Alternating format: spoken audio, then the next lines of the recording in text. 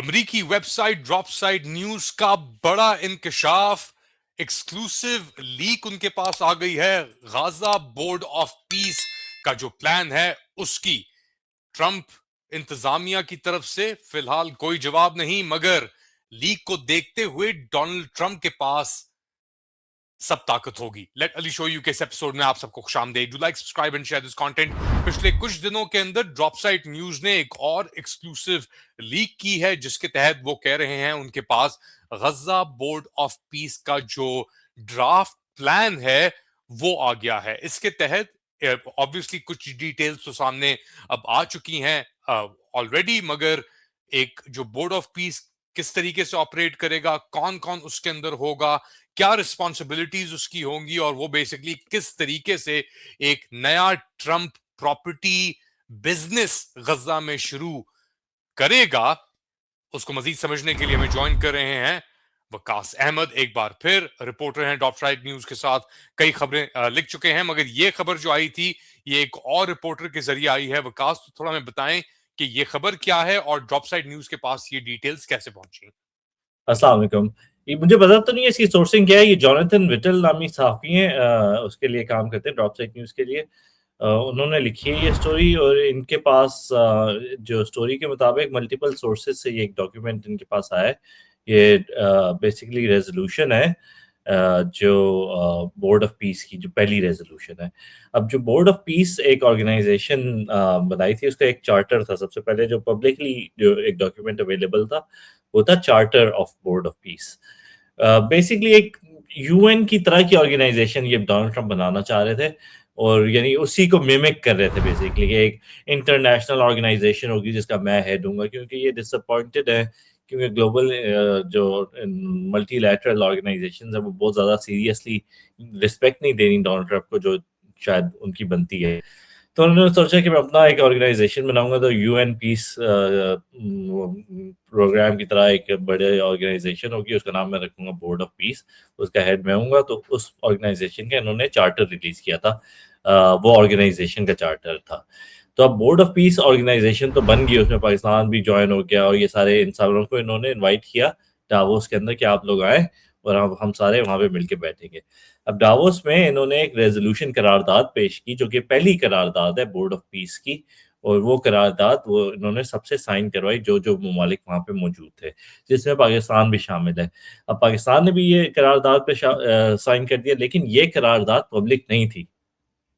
तो board of piece की जिस तरह यूनाइटेड नेशन है ना, यूनाइटेड नेशन का सबसे पहले चार्टर होता है कि उसकी वजह क्या है, जो काम क्या करेगी। जब चार्टर आपके पास आ गया, उसके बाद फिर आप करारदादे पास करते हैं कि अब आगे हमने क्या स्टेप्स करने हैं, कि अलग अलग जिस तरह कश्मीर के ऊपर करारदाद होगी, फ़लस्तीन पे करारदाद होगी, इस तरह करारदादें पास करती है यूनाइटेड नेशंस। तो वही फार्मूला, वही टेम्पलेट इन्होंने यूज़ किया है बोर्ड ऑफ पीस के लिए। तो बोर्ड ऑफ पीस की जो पहली रेजोल्यूशन है वो पास हुई है, वो यूनानिमसली पास हुई है, सबने वोट दिया है। यूनाइटेड नेशंस में तो ये है ना कि कोई वोट अगेंस्ट भी कर सकता है, वीटो जो सिक्योरिटी काउंसिल होती है उसमें वीटो भी हो जाता है, लेकिन बोर्ड ऑफ पीस इतनी जबरदस्त ऑर्गेनाइजेशन है, यहाँ पे डिसएग्रीमेंट नहीं है, यहाँ पे सारे एग्री करते हैं, यूनानिमसली पास होती हैं यहाँ पे चीजें। वो जो पुराने जमाने की यूनाइटेड नेशन थी उस तरह का कोई सिस्टम नहीं है यहाँ पे, सब एक बात पे मुत्तफिक है। तो एक बात जिस पे वो मुत्तफिक है, जो पहली रेजोल्यूशन इन्होंने पास की है वो क्या है, वो हमें पढ़ने की जरूरत है। और पाकिस्तान में भी जो बहुत सारे लोग बकवास करते हैं, मैं सख्त लफ्ज यूज करूंगा, क्योंकि ये लोग पाकिस्तान का के अंदर एक नैरेटिव बना रहे हैं कि पाकिस्तानी फौज को आप गाजा भेजें। तो वो जो गाजा भेजने की जो वो रेजोल्यूशन है ना, वो आप उसकी तरफ देख लें और वो पढ़ लें एक दफा कि वो किस करारदाद के जरिए हमारी मुस्लिम उम्मत मुस्लिमा की सबसे बड़ी फौज वहां पे जाएगी। तो ये तो तो आपने ऑब्वियसली एक बात की, और देखते हैं जो ड्राफ्ट बेसिकली, और ये कहा भी गया ड्रॉप साइट न्यूज ने कि ये ड्राफ्ट था जो मुलाकातों से पहले जो ये डावोस के अंदर मीटिंग हुई है उससे पहले ये ड्राफ्ट किया गया था। अब इसके अंदर चेंजेस भी हो सकती हैं, मगर हमें उसका नहीं नहीं, कोई चेंजेस नहीं हो सकती। 22 जनवरी का ये ड्राफ्ट है, और वो उन्होंने 22 या मेरे ख्याल से कितने 23 को इन्होंने साइन करवा दिए। तो ये जो डेट लिखी हुई है वो फाइनल ड्राफ्ट है। ये यही ड्राफ्ट उधर उधर उन्होंने साइन करवाया है, और यही इवेंचुअली साइन हुआ है। इसमें जो इनके पास ड्राफ्ट साइट के पास मौजूद है ड्राफ्ट, उसके अंदर बेसिकली सिग्नेचर्स मौजूद नहीं है, ये फॉर सर्कुलेशन था। तो जब वो इवेंचुअली यानी ओरिजिनल्स उन्हीं के पास होंगे जिन मुल्कों ने साइन किए हैं और डोनाल्ड ट्रंप के पास होंगे, लेकिन यही है डॉक्यूमेंट, वो ये 22 जनवरी का डेटेड है ये, यानी जो इवेंट है उससे उसी दिन का, उससे 1-2 दिन पहले का है। चले देखते हैं इसके अंदर क्या स्पेसिफिक्स क्या है। तो ये basically the resolution list 9 members of the executive board, 9 लोग होंगे इसके अंदर एग्जीक्यूटिव बोर्ड के अंदर, और plus 2 more who have not been publicly named. Previously announced members के अंदर मार्को रूबियो हैं, अमरीकी वजीर खारजा secretary of state, special envoy Steve Witkoff हैं, साबिक ब्रिटानिया के वजीर आजम टोनी ब्लेयर, जैरेड कुशनर जो दामाद हैं डोनाल्ड ट्रंप के, मार्क रोवन एक बिजनेसमैन है, world bank president Ajay Banga का नाम भी है, और साथ साथ deputy national security adviser Robert Gabriel भी हैं। दो जो नाम रिवील किए गए हैं डॉक्यूमेंट के अंदर, वो चीफ ऑफ स्टाफ ट्रंप इंतजामिया की सूजन वाइल्स और Martin Edelman real estate attorney और special adviser to the government of मुत्तहदा अरब अमीरात। साथ साथ इसके जो गाजा एग्जीक्यूटिव बोर्ड है उसके अंदर यही नाम शामिल है एडवाइजरी कैपेसिटी के अंदर। ये एक और चीज कहती है कि the draft resolution would establish a national committee for the administration of Gaza, और एनसीएजी described as a vetted technocratic apolitical committee of Palestinians operating strictly under the supervision of a high representative। अच्छा, एक फलस्तीनी का नाम भी इसके अंदर आया है। NCAG would be led by Ali Shat, a former Palestinian Authority government official। क्या कहेंगे इसके ऊपर? ये बेसिकली ये जो गाजा है उसके ऊपर एक गवर्नेंस स्ट्रक्चर इन्होंने पूरा डाल दिया है, जिसमें पैलेस्टीनियन रिप्रेजेंटेशन एज सच नहीं है, ये टोकन रिप्रेजेंटेशन है, वो भी फॉर्मर पैलेस्टीनियन अथॉरिटी के एक बंदे की। लेकिन बेसिकली ये ऑक्यूपेशन है by multiple countries over Gaza, और not even multiple countries, private और like individuals under this extra national organisation called board of peace. ये इसको तो मैं मल्टी नेशनल ऑर्गेनाइजेशन भी नहीं कहूँगा, ये एक अंडर एन इंडिविजुअल ये चल रही है, जो डोनाल्ड ट्रंप की जो इंडिविजुअल पावर के ऊपर ये चल रही है, और उसी ने ये इकट्ठी की हुई है। और ये जो कुंबा इकट्ठा हुआ है डोनाल्ड ट्रंप के गिर्द, ये किसी यानी कह सकते हैं बोर्ड ऑफ पीस की रेजोल्यूशन इन्होंने साइन की है, लेकिन मुझे नहीं लगता कितनी बाइंडिंग ये है, और डोनाल्ड ट्रंप के जाने के बाद एज अ प्रेसिडेंट ये कायम रहेगा भी नहीं कि नहीं, कि इसकी लीगल हैसियत क्या है और इसके अंदर जो एग्रीमेंट्स हैं वो कब तक शामिल रहेंगे। लेकिन जब तक डोनाल्ड ट्रंप प्रेसिडेंट है तब तक ये गाजा के ऊपर एक स्ट्रक्चर खड़ा कर देंगे जिसको कहेंगे बोर्ड ऑफ पीस की। ये जो भी आपने नाम लिए थे नए इन्होंने टर्म्स निकाली हैं, उसके ऊपर गवर्न करने का, उसके ऊपर ऑक्यूपाई करने का, और उसके अंदर फिर जो वहाँ के लोग हैं, जो गाजा के लोग हैं, उनको उसमें शामिल ना करें, उससे बाहर रखने का, जब तक ये गाजा के ऊपर मुकम्मल ऑक्यूपेशन कर लेते हैं और उसको यानी उसमें से हमास को निकाल दें। कहते हैं तो ये है कि हमास को निकाल देते हैं। तो हमास, अब पता नहीं हमास और गाजा के लोगों को कितना आप अलग कर सकते हैं। तो इस काम में, इस नेक काम में पाकिस्तान फौज भी शामिल होगी, और ये सब मिलके इसके ऊपर जो ऑक्यूपेशन ऑफ गाजा है उसके ऊपर काम करेंगे, और ये है हमारा बोर्ड ऑफ पीस, और इसके लिए हम फौज भेजेंगे। अब बोर्ड ऑफ पीस है तो बोर्ड ऑफ पीस को यूएन होती है, तो यूएन को पीस कीपिंग फोर्स चाहिए होती है, तो बोर्ड ऑफ पीस की पूरी पीस कीपिंग फोर्स भी चाहिए होगी। तो अब मेरे ख्याल से इसका सेकंड रेजोल्यूशन आएगा या थर्ड रेजोल्यूशन, जो भी नंबर ऑफ रेजोल्यूशन आएगा, वो फिर आउटलाइन करेगा कि किस तरह से क्या टर्म्स होंगी जो फौजें यहाँ पे आया करेंगी, और जो जो आप पैरेलल स्ट्रक्चर बना रहे हैं यूनाइटेड नेशंस का, वो उसमें फ़ौज किस तरह से दाखिल होती है, उसको कहाँ से पैसे मिलते हैं, कौन उसको फंडिंग कर रहा है, और वो किस तरह से डिस्पर्स होती है। तो ये सारी चीज़ें अभी डिसाइड होनी है, लेकिन अभी तक हमारे पास ये है कि किस लिए जा रहा है। बेसिकली एक स्ट्रेटेजिक ओवरऑल फ्रेमवर्क है कि गाज़ा क्यों जाएगा बोर्ड ऑफ पीस, किस तरह से जाएगा, कौन-कौन लोग उसमें शामिल होंगे, और वो किस तरह से गवर्न करेंगे गाज़ा को।